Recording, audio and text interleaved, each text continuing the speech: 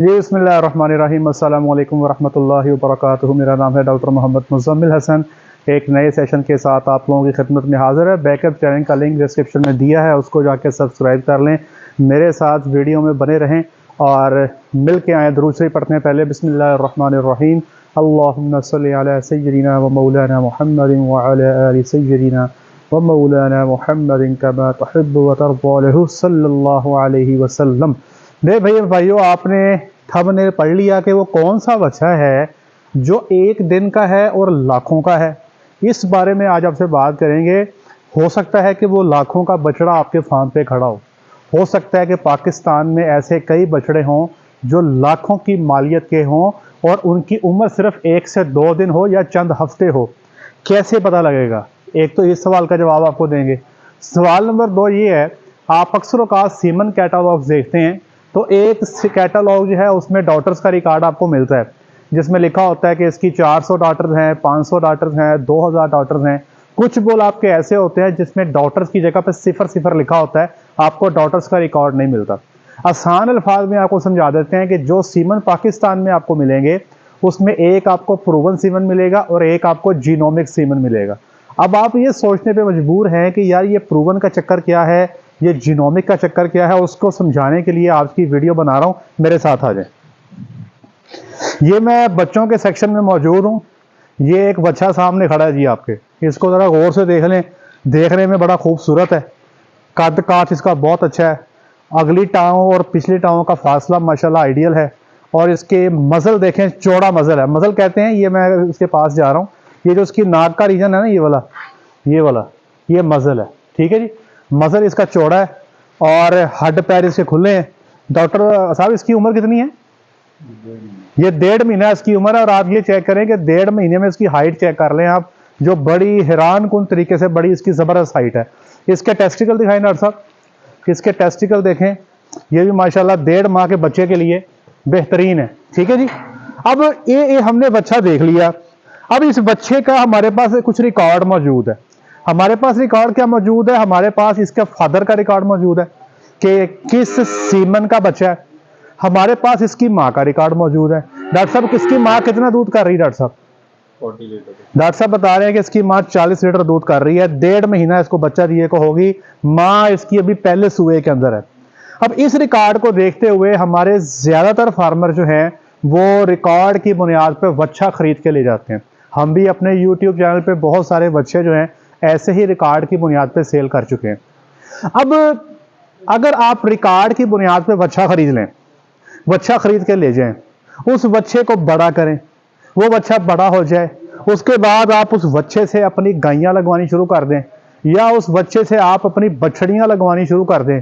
اس کے بعد میں اس کی ظاہری بات ہے، وہ جو بچڑیاں یا گائیاں آپ نے لگوائی ہیں، جب وہ بچہ دیں گی تو آپ کے پاس جو بچہ آپ لے کر گئے تھی اس کی نسل چل پڑے گی۔ اب جب نسل چلے گی تو 3 سے 4 سال کے بعد اس بچڑے کی جو نسل ہے وہ بچہ دے کے پرفارمنس دینی شروع کر دے گی، دودھ پہ آ جائے گی۔ مطلب ایدیاں تیاں جڑیاں نے وہ دودھ پہ آ جائیں گی۔ اس کی جو ڈاٹرز ہیں وہ دودھ دینے پہ آ جائیں گی 3 سے 4 سال میں۔ 3 سے 4 سال بعد آپ کو پتہ لگے گا کہ اس کی ڈاٹرز کی پرفارمنس کو دیکھ کے، اس کے ڈاٹر کی دودھ کی پیداوار کو دیکھ کے، اس کے ڈاٹرز کی آرڈر کنفرمیشن کو دیکھ کے، اس کے ڈاٹرز کی ہائٹ سٹیچر کو دیکھ کے، اس کی ڈاٹرز کا ربس کا ڈسٹنس دیکھ کے، اس کی ڈاٹرز کی اوور آل فینوٹیپیکل اپیرنس دیکھ کے آپ فیصلہ کریں گے کہ آیا یہ جو ہم نے آج سے 4 سال پہلے جو فیصلہ کیا تھا کیا یہ درست تھا یا یہ غلط تھا، ٹھیک ہے۔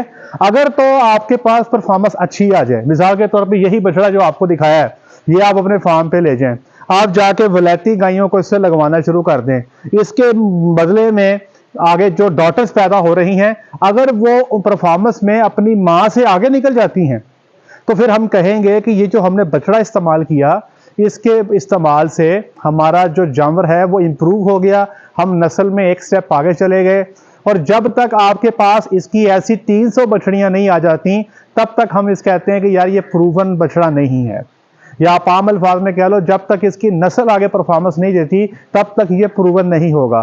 تو پروون بل وہ بل ہوتا ہے کہ جس کی ڈاٹرز کا ریکارڈ ہمارے پاس موجود ہو, جس کا ہمیں پتا ہو کہ یار اس کی اتنی بچیاں جو ہیں وہ آ چکی, اور ان بچیوں میں سے اتنی بچیوں کا یہ دودھ تھا, ایسے دودھ تھا, فیٹ یہ تھی, پروٹین یہ تھی, پر فرٹیلیٹی کیا تھی, جلدی پریگننٹ ہو رہی تھی, لیٹ پریگننٹ ہو رہی تھی, بچے پھنس کے دے رہی تھی, یا کاونگ ایز ان میں کیا تھی. یہ سارا کا سارا ڈیٹا کمپائل کیا جاتا ہے, پھر فیصلہ کیا جاتا ہے کہ جو بل آپ نے سلیکٹ کیا تھا کیا وہ پروون ہے یا وہ پروون نہیں ہے. مجھے یاد ہے ایک دفعہ ہم نے 2011 میں ایک بچہ خریدا, وہ بچہ بہت خوبصورت تھا اور سینچو ہم نے اس کا نام رکھا.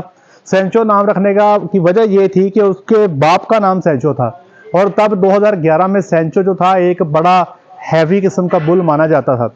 ہم نے بڑے شوق سے کچھ گائیاں اس سے لگوائیں, آگے اس کی ڈاٹرز پیدا ہوئیں, لیکن جب اس کی ڈاٹرز ملکنگ کے اندر گئیں تو انہوں نے خاصا اچھا پرفارم نہیں کیا, ہمارے 4 سال ضائع ہو گئے. تو یاد رکھیے گا کہ جینومک بل کے مقابلے میں پروون بل کی ڈیفینیشن کیا ہے. ایسا بل جس کو آپ اس کی ڈاٹرز آنے پر اس کی پرفارمنس دیکھ کے پاس یا فیل کرتے ہو, یہ آپ کا پروون بل ہے. وہ جس کی ڈاٹرز کی پرفارمنس اچھی ہے آپ اس کو پروون کہہ دیتے ہو, جس کی ڈاٹر کی پرفارمنس اچھی نہیں ہے وہ پروون کے کھاتے میں نہیں آتا اور وہ ریجیکٹ کر دیا جاتا. لیکن اس میں آپ کو 4 سے 5 سال کا عرصہ درکار ہے. سوچنے کی بات یہ ہے کہ 4 سے 5 سال بعد اس بل کا کیا لیول ہوگا, یہ ایک علیحدہ بات ہے. اب آتے ہیں جینومک بل کی طرف. جینومک بل کیا ہوتا ہے؟ جینومک بل یہ ہے کہ ابھی میں نے آپ کو بچہ دکھایا, ٹھیک ہے جی, اس بچڑے کا ڈی این اے سیمپل لیں گے. ڈی این اے سیمپل کہاں سے لیا جاتا ہے؟ کار دیں جی, اذان شروع ہو گئی تھی, تھوڑا سا ہم نے وقفہ کیا ہے. یہ ہمارے پاس جینومک بل کی میں آپ کو بتانے جا رہا تھا کہ جینومک بل کیا ہوگا. اب مثال کے طور پہ یہ ایک بچہ ہے آپ کے سامنے, ہم اس کا ڈی این اے سیمپل لیں گے. ہم پہلے ڈی این اے کہاں سے لیں گے؟ یہ آپ دیکھ رہے ہیں, یہ بال آپ دیکھ رہے ہیں, یہاں سے ان بالوں کے کو یہاں سے یہ نکال لیا جائے گا, ٹھیک ہے. یہ دیکھیں, یہ میں نے ان کے بال جو ہیں پیچھے ٹیل سے ریموو کر لیے ہیں. یہ سیمپل ہے. اس سیمپل کو, اس ٹیل کے سیمپل کو لیبارٹری میں بھیجا جائے گا. وہ اس ٹیل کے سیمپل سے ڈی این اے ایکسٹریکٹ کریں گے. ڈی این اے نکالنے کے بعد وہ اس کو لیبارٹری میں آپ کو تقریباً 3 سے 4 ہفتوں میں اس کی رپورٹ بنا کے دیں گے. رپورٹ کیا ہوگی؟ رپورٹ میں ہمیں وہ یہ بتائیں گے کہ یہ جو بچڑا سامنے کھڑا ہے اس کی ٹی پی آئی کیا ہوگی. وہ ہمیں یہ بتائیں گے یہ جو بچڑا سامنے کھڑا ہے اس کا نیٹ میرٹ کتنا ہے. وہ record us D N a sample کو دیکھتے ہوئے ہمیں یہ بتائیں گے کہ اس کی بچڑیاں جو ہیں آگے آ کے فیوچر میں کیا پرفارمنس دینے والی ہیں. اس کا ریکارڈ دیکھ کے ہمیں بتائیں گے بچڑیوں کی فیٹ تقریباً کتنی ہوگی. ان بچڑیوں سے جو اس بچے کے سے جو بچڑیاں پیدا ہوں گی اس کی پروٹین کی ویلیو کیا ہوگی. اور ساتھ یہ بھی بتایا جائے گا کہ اس کے مقابلے میں جو بچڑیاں پیدا ہوں گی ان کا فرٹیلیٹی انڈیکس کیا ہوگا, وہ ان کا کاؤ کنسیپشن ریٹ کیا ہوگا, ان کا ہیفر کنسیپشن ریٹ کیا ہوگا. یہ سارا کا سارا ڈیٹا, ڈاٹر پریگننسی ریٹ کیا ہوگا. آپ نے جو پوری کیٹالاگ جو دیکھی ہے وہ پورا کا پورا پیج بنا کے ڈی این اے سیمپل کو دیکھتے ہوئے آپ کے سامنے یہ ایک ڈیٹا پیش کر دیا جائے گا. دنیا جو ہے اس وقت ایک سٹیپ آگے چلی گئی ہے, جینومک بل کی طرف شفٹ کر گئی ہے. میرا آپ کو ذاتی مشورہ یہ ہے, اگر اپنے فارمز پہ آپ سپیڈ میں جینیٹک گین کرنا چاہتے ہیں, آپ پھرتی سے اپنی بریڈ کو امپروو کرنا چاہتے ہیں, آپ چاہتے ہو کہ ہم تھوڑے ٹائم پہ زیادہ جینیٹک گین کر لیں, تو آپ کو جینومک بلز کی طرف جانا پڑے گا. اور ہاں, اگر آپ کے پاس 4 پیسے ہیں, آپ خرچہ کر سکتے ہیں, تو آپ اپنے فارم پہ موجود بچڑے اور اپنے فارم پہ موجود وچھیاں ان کا یہ ڈی این اے ٹیسٹ لے کے سیمپل لے کے کروا سکتے ہیں. آپ کو آج ہی پتہ لگے گا کہ یہ بچی جو سامنے کھڑی ہے یہ اندازے میں کتنا دودھ دینے والی ہے. آپ بتا سکتے ہیں کہ یہ بچڑی جلدی پریگننٹ ہوگی یا وہ بچی جلدی پریگننٹ ہوگی. اگر ان بچیوں کو جو آپ کے سامنے کھڑی ہیں دیکھا جائے تو ابھی تو دیکھنے میں ساری ہی بہت خوبصورت اور بہت پیاری لگ رہی ہیں, لیکن ہمیں نہیں پتا ان میں جلدی پریگننٹ ہونے والی کون ہے, اس میں بڑا بچہ کون نکالے گی, اس میں چھوٹا بچہ کون پیدا کرے گی, اس میں زیادہ دودھ پہلے سوئے میں کون دے گی, اس میں بڑے حیوانے کون بنائے گی, اس میں چھوٹا حیوانہ کس کا ہوگا, اس میں چھوٹے تھن کس کے ہوں گے, اس میں بڑے تھن کس کے ہوں گے. یہ انفارمیشن ہمارے پاس ابھی نہیں ہے. لیکن اس سیمپل کے ذریعے ڈی این اے ٹیسٹ کروا کے آج ہی ہم پروڈکشن کر سکتے ہیں، جو کہ ہائیلی ریلائبل ڈیٹا ہے، ایسا ڈیٹا جو کافی زیادہ ریلائبل ہے، مور دین 75% ریلائبل ہے۔ آپ کے پاس جو انفارمیشن آئے گی یہ ایسے ہی بچیاں آگے پرفارم کر رہی ہوں گی۔ اس لیے اگر 4 آنے پاس ہوں تو یہ جو بچڑا آپ کے پاس موجود ہے، فارم پہ رکھے ہوئے بچڑوں کا آپ جینومک ٹیسٹ کروا لیں، پھر آپ کو پتہ لگے گا کہ جو بچڑا ہو سکتا ہے، یہ جو بچہ کھڑا ہے جو دیکھنے میں تو مجھے بہت کمال لگ رہا ہے، 1.5 مہینے پہ کم از کم اس کا 60 کلو وزن اس وقت آرام سے ہوگا، 60 سے اوپر ہی ہوگا۔ اس کی ہائٹ چیک کر لیں، اس کی ویل چیک کر لیں، اس کے ٹیسٹیکلز کا سائز دیکھ لیں۔ اب دیکھنے میں تو بہت اچھا لگ رہا ہے۔ یہ مزل کی چوڑائی چیک کریں، یہ مزل ہے، یہ اس کی چوڑائی چیک کریں، یہ مزل، یہ پورا کا پورا مزل ہے۔ اس کی چوڑائی دیکھیں، 1.5 ماہ کے بچے کے لیے چوڑائی بہت فٹ ہے۔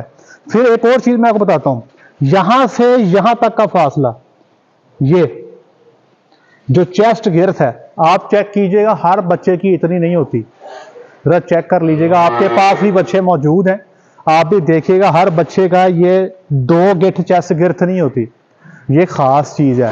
لیکن یہ صرف اور صرف فینوٹیپک پوائنٹس، جانور کی ظاہری پوائنٹس کو دیکھ کے ہم فیصلہ کر رہے ہیں۔ اگلا دیکھیں اس کا پٹھا، یہ دیکھیں میرا گٹھ پورا اوپر آ رہا ہے، 1.5 مہینے کا بچہ، اور یہ اس کا پٹھا چیک کریں۔ اگلی بات، یہ جو اینگل بن رہا ہے، یہ اس بون کا اور اسپن بون کا یہ اینگل دیکھیں، نیچے سٹیپ نیچے کو آ رہا ہے، ایسے سیدھا نہیں ہے، ایسے ہے۔ یہ بھی ایک پلس پوائنٹ ہے، یہ بھی ایک پلس پوائنٹ گنا جاتا ہے جب بھی ہم اینیمل کی سلیکشن کرتے ہیں۔ مجھے امید ہے اللہ کی ذات سے کہ اس کی جو بچڑیاں پیدا ہوں گی وہ اینڈومیٹرائٹس کی پیشنٹ کم ہوں گی، ان کے بچوں میں جو اینڈومیٹرائٹس یا بچے دانی کی انفیکشن کے جو معاملات ہیں وہ کم ہوں گے۔ تو اب آپ کو امید ہے کہ سمجھ آ گئی ہوگی، پروون بل وہ ہے جب تک اس کی ڈاٹرز ملکنگ میں نہیں آ جاتی تب تک یہ پروون ڈکلیئر نہیں ہوگا۔ لیکن جینومکس کیا ہے کہ ٹیل کا سیمپل لو اور آج ہی فیصلہ کرو کہ یہ بھائی کل کو کیا کرنے والا ہے، کیا کوئی گل کھلانے والا ہے یا کمال کرنے والا ہے، تو آج ہی فیصلہ کر لیں گے۔ تو میرے بھائیوں، ہم اپنے فارمز پہ جو میرے پاس سیٹ اپ ہیں، میں زیادہ تر فارمز پہ mixture of genomic and proven بل استعمال کرتا ہوں، لیکن جو میرے اچھے دودھ والے جانور ہیں ان میں لازمی جینومک بل کا استعمال کرتا ہوں، جس میں میرا ٹارگٹ یہ ہوتا ہے کم از کم 2800 ٹی پی آئی اور کم از کم 850 نیٹ میرٹ والا بل میں سلیکٹ کرتا ہوں، تاکہ ہماری بریڈ جو ہے وہ ایک سٹیپ آگے جائے، اور کوشش کرتے ہیں کہ فرٹیلیٹی انڈیکس جو ہے وہ اس کے پہ کام کیا جائے، کیونکہ جلدی پریگننٹ ہونا ہی جانور کی خصوصیت ہے۔ جتنی جلدی پریگننٹ ہوگا اتنی جلدی جو ہے ہمارے ہرڈ میں رونقیں بڑھیں گی، بچوں کی تعداد، جانوروں کی تعداد بڑھے گی۔